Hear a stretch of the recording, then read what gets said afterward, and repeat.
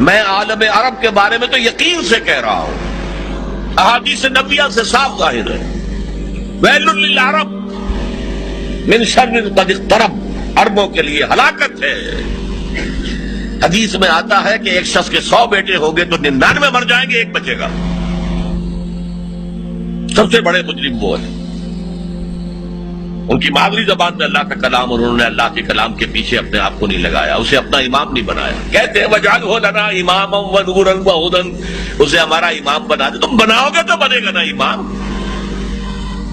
بنانے کو تیار ہی نہیں، دعائیں مانگ رہے، بڑی لمبی لمبی ایک ایک گھنٹے کی دعا جو ہے حرمین کے اندر مانگی جا رہی ہے، تراویح کے بعد اور ختم قرآن کے بعد، یہ دعائیں تمہارے منہ پر دے ماری جاتی۔ ہو کون تم؟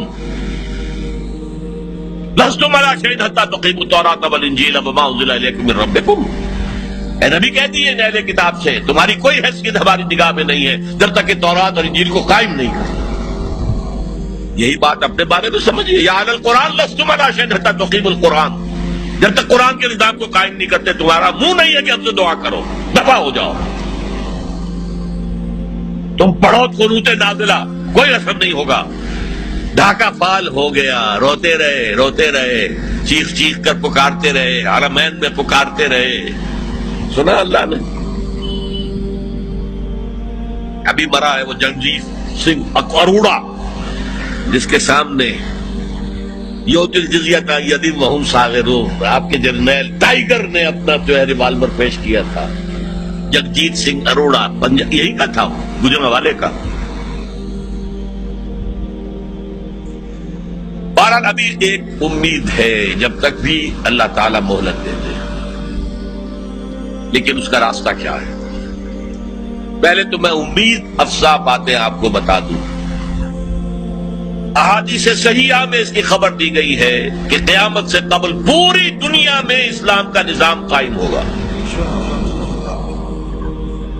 اور یہ اتنی پختہ حدیثیں ہیں کہ جو شخص ان کو پڑھ کر بھی شک کرے اس بات میں سمجھتا ہوں اس کا ایمان حضور پر نہیں ہے صلی اللہ علیہ وسلم۔ میں پڑھ نہیں سکتا، وقت نہیں ہے اتنا، لیکن ہم نے نوید خلافت کے نام سے 4 مرتبہ بہت لاکھوں کی تعداد میں شائع کیا ہے۔ غلطی ہوئی ہے، آج بھی مجھے لے آنا چاہیے تھا 200-400 آپ کو تقسیم کرنے کے لیے۔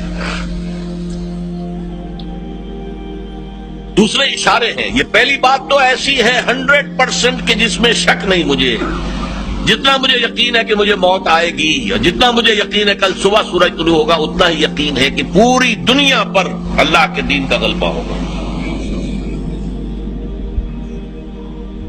اس وقت یہودی اور عیسائی اسلام کو مٹانے پر تل گئے ہیں۔ عیسائی یہودیوں کے اعلی کار ہیں، اصل جو یوز کر رہے ہیں انہیں وہ یہودی زائنسٹ، اور یہودیوں کا اصل اعلی کار west, white Anglo Saxon Protestants, برطانیہ کے لوگ اور یو ایس اے کے پروٹیسٹنٹس، جنہیں کہا جاتا ہے کرسچین زائنسٹ۔ یہ زائنسٹ ہیں، یہودی ہیں اگرچہ عیسائی ہیں، یہ تلے ہوئے ہیں اسلام کو ختم کرنے میں۔ اقبال نے کہا ہے دنیا کو ہے پھر مار کا روح و بدن پیش، تہذیب نے پھر اپنے درندوں کو ابھارا، اللہ کو پامر دیے مومن پہ بھروسہ، ابلیس کو یورپ کی مشینوں کا سہارا۔ وہ مقابلہ آنے والا ہے، اور اس میں آخری غلبہ اسلام کو ہوگا۔ اس کے لیے پہلے کسی عرب سے مشرقی علاقے کے اندر نظام خلافت قائم ہوگا۔ حضور کی یہ حدیث بھی ہے کہ مجھے ہندوستان کی طرف سے ٹھنڈی ہوا آ رہی ہے۔ اقبال نے کہا میرے عرب کو آئی ٹھنڈی ہوا جہاں سے، میرا وطن وہی ہے، میرا وطن وہی ہے۔ اور حدیث میں آیا ہے یخرج الناس من المشرق یؤطئون للمہدی یعنی سلطان۔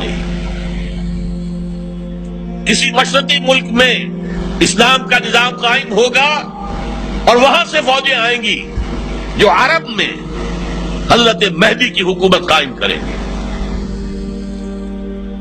حضرت مہدی کا ظہور تو وہی ہوگا عرب تو، لیکن عرب کھوکھلے ہو چکے، عیاشیوں کی وجہ سے ختم ہو چکے، ان میں دم نہیں ہے۔ فوجیں جائیں گی کسی مشرق کی، اب مشرق میں کون ہے؟ ایران ہے، وہ خلافت کا قائل ہی نہیں، وہ تو امامت کے قائل ہے۔ پھر افغانستان ہے، پھر پاکستان ہے۔ یہ ہے وہ خطے کہ جہاں سے انشاءاللہ خلافت کا نظام دوبارہ ابھرے گا اور یہیں سے پھر پھیلے گا۔ یہ چاہتے ہیں کہ اللہ کے نور کو اپنے منہ کی پھونکوں سے بجھا دے۔ بش تلا ہوا ہے، اسرائیل تلا ہوا ہے، یورپ تلا ہوا ہے۔ اسلام کو ہم ختم کریں گے۔ اسلام کو مذہب کی حیثیت سے ختم نہیں کرنا چاہتے، رہو نماز پڑھو روزہ رکھو، ہمیں کوئی اعتراض نہیں، لیکن اسلام کا سیاسی نظام، اسلام کا معاشی نظام، اسلام کا سماجی نظام، nothing doing, there can be no compromise، ہمیں ختم کر کے رہے۔ الیکشن کے ذریعے سے نہیں ہوگی، حضور الیکشن کے ذریعے سے حکومت نہیں بنا سکتے تھے، بلکہ آیت اللہ خمینی الیکشن کے ذریعے سے قیامت تک ایران کے اندر وہ حکومت نہیں بنا سکتا تھا۔ وہ انقلاب ہوتا ہے، جانے دینی پڑتی ہے، اس کے بغیر نہیں۔ هي الحلقات تحفظني بآيات من القرآن، هي الحلقات تملأني بحب المصطفى العدنان، هي الحلقات تحفظني